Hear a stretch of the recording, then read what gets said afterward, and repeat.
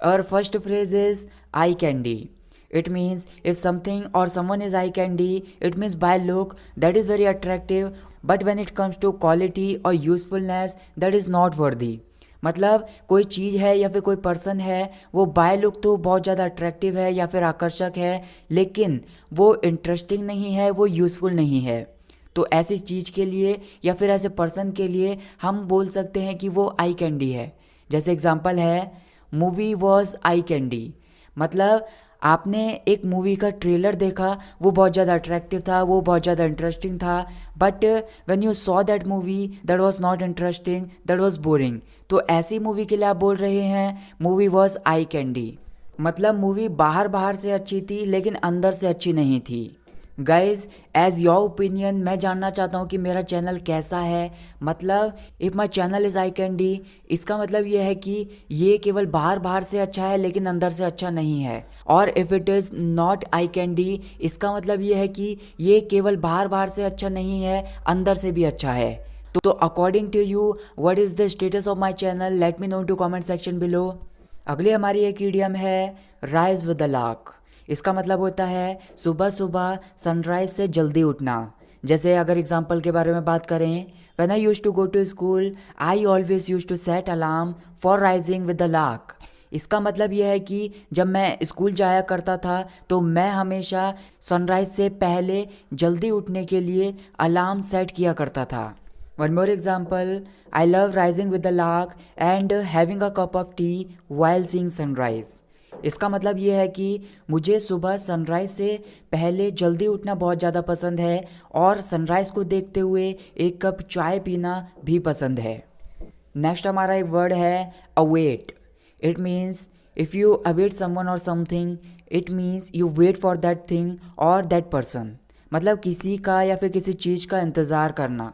जैसे एग्जांपल है, I am ईगरली awaiting the moment when I have 1 million subscribers. इसका मतलब ये है कि जब मेरे पास 1 मिलियन सब्सक्राइबर्स हो जाएंगे तो मैं उस पल का बेसब्री से इंतज़ार कर रहा हूँ। I am ईगरली awaiting the moment when I have 1 million subscribers. One more example, Y didn't you await me before you leave the house. इसका मतलब ये है कि तुमने घर से निकलने से पहले या फिर तुमने घर को छोड़ने से पहले मेरा इंतज़ार क्यों नहीं किया। Why didn't you await me before you leave the house. Next हमारी एक इडियम है dig deep into your pockets. It means to spend a lot of money. मतलब बहुत ज़्यादा पैसा उड़ाना, दोनों हाथों से पैसा लुटाना, मतलब बहुत ज़्यादा खुलकर खर्चा करना। जैसे एग्जांपल है, if you really want to start your own business stop digging deep into your pockets. इसका मतलब ये है कि अगर तुम सच में अपना खुद का बिजनेस शुरू करना चाहते हो तो खुलकर पैसा खर्च करना बंद कर दो। One more example, it's not your good habit to dig deep into your pockets when you are with your girlfriend. इसका मतलब यह है कि अपनी गर्लफ्रेंड के साथ होने पर खुलकर पैसा उड़ाना तुम्हारी अच्छी आदत नहीं है। मतलब जब तुम अपनी गर्लफ्रेंड के साथ होते हो तो तुम खुलकर पैसा उड़ाते हो, मतलब खुलकर खर्चा करते हो, तो ये तुम्हारी अच्छी आदत नहीं है। Next word is lunacy. It means stupid kind of behaviour that is going to have bad result. मतलब पागलपन या फिर बेवकूफ़ी। For example, it would be lunacy to ride bike in snowfall. Snowfall को वैसे हम बोलते हैं हिमपात, तो इस लाइन का मतलब होगा हिमपात में या फिर स्नोफॉल में बाइक चलाना पागलपन होगा। One more example, your lunacy is out of my control. मतलब तुम्हारा जो पागलपन है वो मेरे कंट्रोल के बाहर है या फिर मेरे काबू के बाहर है। Your lunacy is out of my control. Next हमारी एक ईडियम है स्पिन आउट ऑफ कंट्रोल। इसका मतलब होता है कोई चीज़ है या फिर कोई ऐसी सिचुएशन है वो पहले से और ज़्यादा बदतर हो जाती है या फिर आउट ऑफ कंट्रोल हो जाती है, मतलब उस पर काबू नहीं किया जा सकता। तो ऐसी सिचुएशन के लिए हम यूज़ कर सकते हैं that is spinning out of control. जैसे एग्जांपल है, his addiction of drinking alcohol is spinning out of control. इसका मतलब ये है कि उसकी दारू पीने की लत काबू से बाहर होती जा रही है, मतलब मुश्किल होता जा रहा है कि उस लत को रोका जा सके या फिर ख़त्म किया जा सके।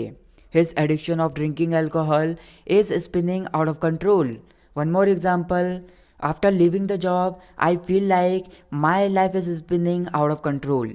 इसका मतलब यह है कि जॉब को छोड़ने के बाद मुझे ऐसा लगता है कि मेरी लाइफ पहले से और ज़्यादा ख़राब होती जा रही है या फिर काबू से बाहर होती जा रही है। After leaving the job I feel like my life is spinning out of control. Next word is sulky. इसका मतलब होता है रुष्ट या फिर नाराज या फिर उदास हो जाना। जैसे एग्जाम्पल है why do you look sulky, मतलब तुम नाराज क्यों दिख रहे हो, why do you look sulky. One more example, why did you have sulky look when she ignored you. इसका मतलब यह है कि जब उसने अनदेखा किया तुम्हें या फिर जब उसने तुम्हें नज़रअंदाज किया तो तुम नाराज़ क्यों हो गए या फिर रुष्ट क्यों हो गए। अगला वर्ड है हमारा क्लैमी। ये एक एडजेक्टिव है, इसका मतलब होता है किसी लिक्विड चीज़ से चिपचिपा होना। जैसे अगर एग्जाम्पल के बारे में बात करें, keep your clammy hands away from me, मतलब अपने चिपचिपे हाथ मुझसे दूर रखो। Keep your clammy hands away from me. एक और एग्जाम्पल है don't let your clammy hands touch me, मतलब अपने चिपचिपे हाथों को मुझसे स्पर्श ना होने दो, मुझसे छूने ना दो। Don't let your clammy hands touch me.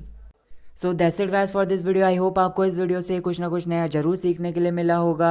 तो गाइस मैं चाहता हूँ कि आपके जो भी डाउट्स हैं, आपके जो भी क्वेश्चंस हैं, उन्हें मुझे कमेंट सेक्शन में ज़रूर बताएं ताकि मैं उन पर वीडियोस बनाकर आपके डाउट्स को क्लियर करने की पूरी कोशिश करूँ। और अगर वीडियो पसंद आई तो वीडियो को लाइक कीजिए, शेयर कीजिए। Thank you so much for watching this video. I will catch you in the next video. Take care.